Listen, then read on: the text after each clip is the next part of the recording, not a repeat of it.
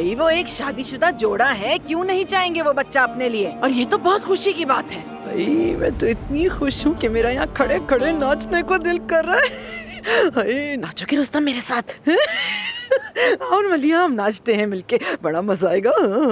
چلو ناچتے ہیں، ناچو ناچو ساتھ میں، میرا نواسا آئے گا، میرا نواسا آئے گا، اور نانی بنوں گی میں اس کی۔ ناچو ناچو ساتھ میں، میرا نواسا آئے گا، میرا نواسا آئے گا، چلنے والے چلتے رہیں، ٹنگ ٹنگ ٹنگ ٹنگ ٹنگ ٹنگ ٹنگ، حسین ہوگا نانی کے جیسا اور نک چڑا ہوگا اپنی دادی کے جیسا۔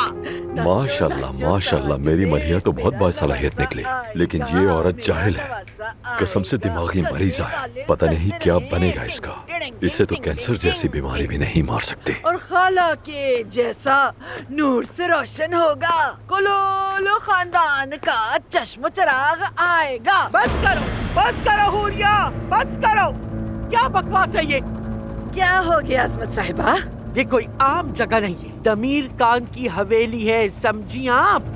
ہاں پتہ ہے، بالکل پتہ ہے ہمیں، اس لیے تو ہم ناچ رہے ہیں۔ کیوں آپ ناخوش ہیں کیا؟ کیونکہ میری بیٹی کا رشتہ اپنے میاں کے ساتھ مضبوط ہو جائے گا، ہمارا نواسا آئے گا۔